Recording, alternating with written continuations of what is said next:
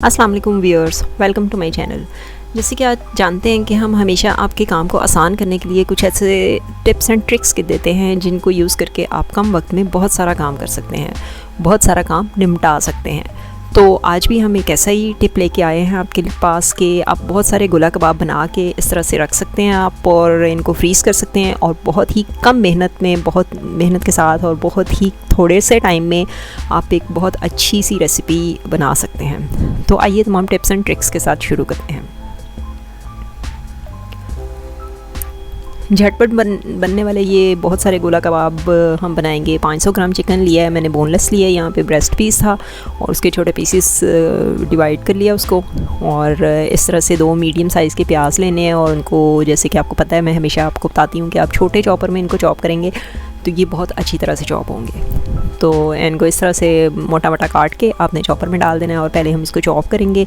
और step by step आपने इसी तरह से करना है। जैसे हम पहले प्याज चॉप कर लिए हैं, उसके बाद इसी प्याज के अंदर मैं 2 से 3 बोटियाँ डाल दूँगी इसकी, चिकन की। तो वो भी जब इसके साथ चॉप हो जाएंगी तो ये प्याज के साथ बहुत अच्छी तरह से मैश हो जाएंगी, मिक्स हो जाएंगी। इस तरह करने की वजह ये है कि हम जो मिक्सचर तैयार कर रहे हैं उसको हमें अलग से अच्छी तरह से मिक्स नहीं करना पड़ेगा। 2 टेबलस्पून मैंने जिंजर गार्लिक पेस्ट ली है। मेरी जिंजर गार्लिक पेस्ट जो थी वो थोड़ी सी पतली है, आप फ्रेश बनाइएगा और उसको यूज़ कीजिएगा। और जब ये सारा कीमा और सारे प्याज मिक्स हो जाएं तो उसके बाद इस चॉपर को क्लीन करने का तरीका भी मैं आपको बता दूं कि आपने इस तरह से 2 स्लाइसेस लेने हैं। ये वो ब्रेड के स्लाइसेस हैं जो बिल्कुल किनारे वाले होते हैं और इनको कोई भी खाना पसंद नहीं करता। तो जब आप इसके साथ इसको चॉप करेंगे, इसके अंदर ही तो एक ये चॉपर जो है ये भी क्लीन हो जाएगा और पूरे का पूरा मिक्सचर जो है वो इसमें से बाहर आ जाएगा। तो इस तरह से हमने इसको ले लेना है एक बड़े बाउल में और 1 टेबलस्पून ग्रीन चिली पेस्ट डाल देनी है। ये मेरी फ्रोज़न है, होती है हमेशा, आपके पास फ्रेश हो तो आप फ्रेश डाल दीजिएगा। 1/2 टीस्पून मैंने इसमें क्रश चिलीज़ डाली हैं और 1.5 यानी 1.5 टीस्पून मैंने इसमें नमक डाला है। आप अपने टेस्ट के अकॉर्डिंग इसको थोड़ा सा कम या ज़्यादा कर सकते हैं। 1/2 टीस्पून ही ब्लैक पेपर जाएगी यानी काली मिर्च। 1 टीस्पून गरम मसाला है पिसा हुआ और 1 ही टीस्पून धनिया पाउडर है। और जैसे कि आपको पता है कि ज़ीरा हमेशा मैं साबुत यूज़ करती हूँ, तो 1 टीस्पून ज़ीरा भुना हुआ डाला है मैंने इसमें। और ये 1 टेबलस्पून देसी घी है। देसी घी का कलर आपको थोड़ा सा डिफरेंट नज़र आ रहा होगा, ये वाला वो घी है जो मैंने क्लीन किया था। 1 टीस्पून मैंने इसमें लाल मिर्चों का पाउडर डाला है और हैंडफुल ऑफ ग्रीन कोरिएंडर यानी हरा धनिया 1 मुट्ठी भर के मैंने डाल दिया। और ये भी हमारा ऑल टाइम फ्रोज़न धनिया है, गो के मार्केट में वह फ्रेश मिल रहा है लेकिन इस वक्त मेरे पास नहीं था। 1 टेबलस्पून इसमें कॉर्नफ्लावर डाल दिया। कॉर्नफ्लावर की क्वांटिटी इस चीज़ पे डिपेंड करती है कि जो आपकी ग्रीन चिली पेस्ट थी, जो आपकी जिंजर गार्लिक पेस्ट थी उसके अंदर कितना पानी था। तो मेरे पास जो थी वो थोड़ी लिक्विड ही थी, इसलिए मुझे थोड़ा सा कॉर्नफ्लावर इसमें और डालना पड़ा। तो ये सारा जो कॉर्नफ्लावर है डिपेंड्स कि आपकी कंसिस्टेंसी क्या है, आपका जो चिकन है वो कितना ड्राई है और जो जिंजर गार्लिक पेस्ट है वो कितनी ड्राई है। तो इसके बाद आपने इसको अच्छी तरह से मिक्स करके 1 घंटे के लिए फ्रिज में रख देना है।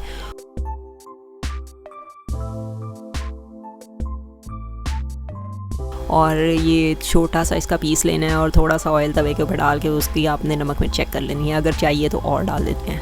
यहाँ पे मैंने पॉलीथीन रोल लिया है, ये फूड ग्रेडेड है और बहुत आसानी से आपको बाज़ार में मिल जाएगा।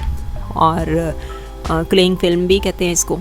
और इसके ऊपर आपने इस तरह से 2 से 3 टेबलस्पून मटेरियल रखना है, बैटर रखना है आपने, और उसको इस तरह से अरेंज कर लेना है। अरेंज करने के बाद आपने इसके अंदर, ये देखें जी, मेरे पास ये स्टिक्स थी जो कि आई डोंट नो इनका स्पेसिफिक नेम क्या है, लेकिन ये बिल्कुल लकड़ी की पतली पतली स्टिक्स बाज़ार में आम मिल जाती हैं।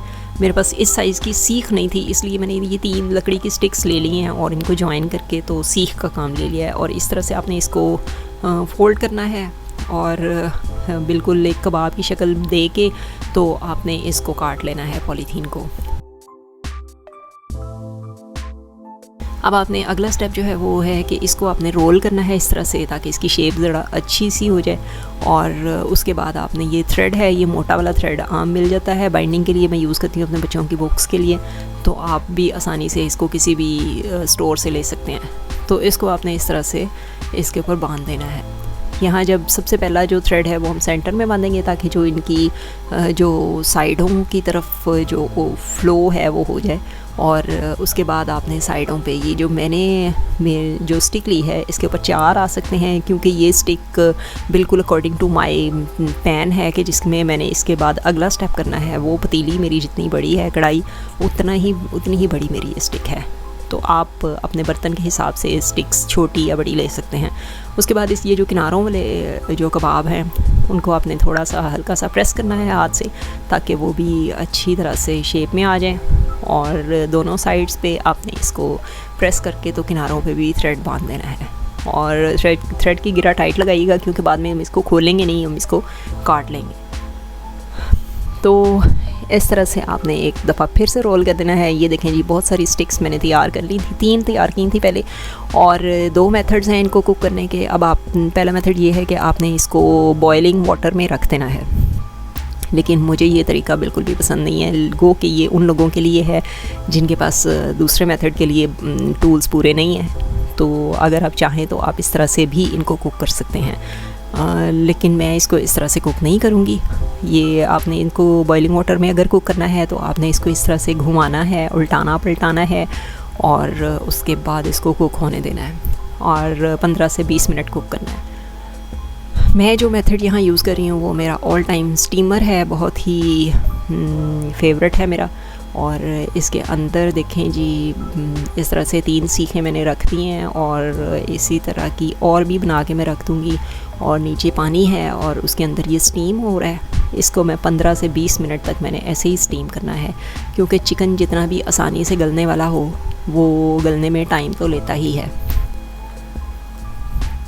ये देखें जी, और जो बाकी की सीखें थी उनको भी मैंने 20 मिनट तक स्टीम होने के लिए इसके अंदर रख दिया है। और ये स्टीम जब हो जाएंगी तो उसके बाद हम इसको निकाल लेंगे, और फिर मैं आपको ये उसकी फ़ाइनल लुक है। इस वक्त जो सीखें हमने यूज़ की थी, जो स्टिक्स यूज़ की थी लकड़ी की, उनको बड़े आराम से इस तरह से निकाल लेना। और ये देखें बिल्कुल क्लीन है, क्योंकि पकने के बाद वो जो कीमा होगा उसने स्टिक्स को छोड़ दिया है। और सीखों को छोड़ने के बाद ये देखें जी, यहाँ से आपने इसको इस तरह से कट कर लेना है।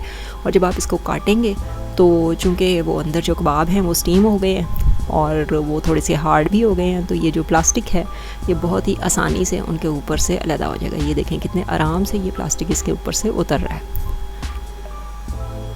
हाँ, तो ये हमारे कबाब जो हैं ये इस वक्त बन के तैयार हो गए हैं। सीखों को मैंने साबुन के साथ, यानी डिश वॉश लिक्विड के साथ मैंने बहुत अच्छी तरह से इसको वॉश कर लिया, और इनको रीयूज़ भी किया जा सकता है अगर आप चाहें तो।